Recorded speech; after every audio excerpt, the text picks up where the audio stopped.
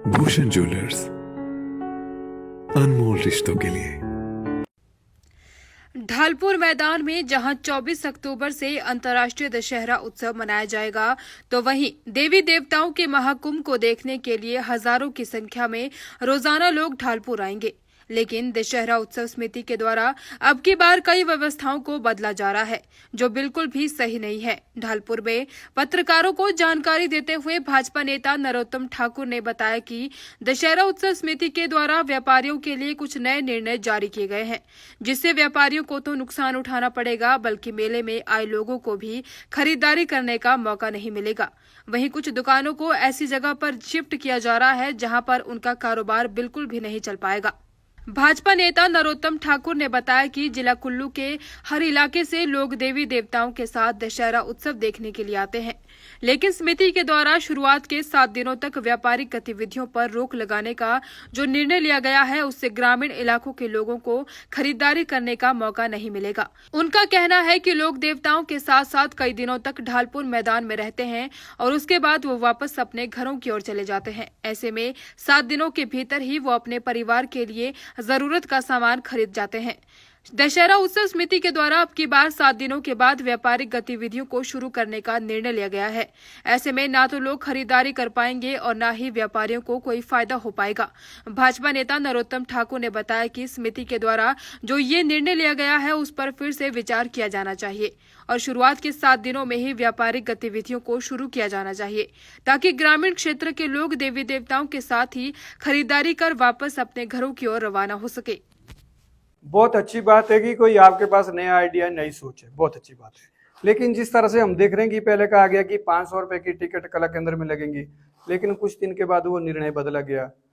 उसके बाद कहा जा रहा है कि भाई यहाँ जो व्यापारी आते हैं, जो रेडी फेडी वाले छोटे दुकानदार है, वो ग्राउंड में नहीं लगेंगे, मीना मार्केट नहीं लगेगी, पहले देवताओं को। अच्छी बात है, देवताओं का कार्यक्रम होना चाहिए, उसी के कारण दशहरा हमारा कल्चर है, हमारी संस्कृति है, भारत की पहचान है।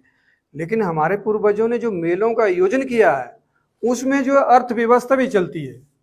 हमारे पूर्वज बहुत बड़े साइंटिस्ट थे। जब मेला होता है तो लोग उसमें पैसा खर्चे, साल भर हम पैसा कमाते हैं, मेले में जाके उसको खर्च करते हैं। जब हम पैसा खर्च करते हैं तो 100 लोगों की जेब में जाता है, तो अर्थव्यवस्था जो है तेजी से आगे बढ़ती है। बिना दुकानों से, बिना व्यापार से कोई भी मेला सक्सेस नहीं हो सकता है।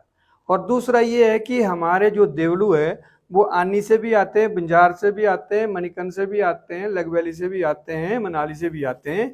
वो 10-10, 15 दिन का जो प्रवास होता है उनका, इतना समय तोड़ के वो कुल्लू आते हैं। वो भी शॉपिंग करना चाहते हैं। लोग जो दशहरा में खूब शॉपिंग करते हैं, खास करके जो हमारी ग्राउंड में मार्केट लगती है, वहाँ तो इतनी शॉपिंग होती है कि 10-15 दिन तक जो है मेला खत्म होने के बावजूद भी शॉपिंग लगातार चली रहती है। जब तक देवता वहाँ से नहीं जाते हैं तब तक शॉपिंग चली रहती है। तो ऐसे में एक बार जब 15 दिन तोड़ के, महीना तोड़ के देवलू ग्रामीण यहाँ से चले जाएंगे, तो क्या वो स्पेशल शॉपिंग करने दोबारा आ पाएंगे? क्या ये संभव है? तो मुझे तो ये सारी बातें इलॉजिकल लगती है। बाकी हमारे जो लोकल दुकानदार हैं, जैसे मुझे आज सुबह भी फोन आया, कुछ 2-4 दिन पहले भी लोग मिलने आए थे, वो कहते हैं कि भाई हमारी जो दुकानें जहाँ लगती थी वहाँ से शिफ्ट करके ऐसी जगह लगाई जा रही है जहाँ तो लोग ही नहीं आते, यहाँ कहीं पशु बिकते हैं, यहाँ पार्किंग होती है, तो वहाँ पर हमारा तो खर्चा भी नहीं निकलेगा। चलो वो बात भी छोड़ो, ऊपर से ये कहते हैं कि दुकान भी हम ही बना के देंगे, क्योंकि हमारे पास तो 30 साल से दुकान हमारी चल रही है। हमारे पास दुकान का सामान पहले ही है, हमारे पट्टे जो भी लगता है तो हम जो है अपने सामान से दुकान बनाते हैं, उस पर हमारा कम खर्च आता है। अब जो सरकार कहती कि हमने खुद ही दुकान बना के देनी है, मुंह मांगे दाम मांगेंगे हमारे से, तो हम कमाएंगे क्या? ये सारी चीजें जो ध्यान देने की आवश्यकता है।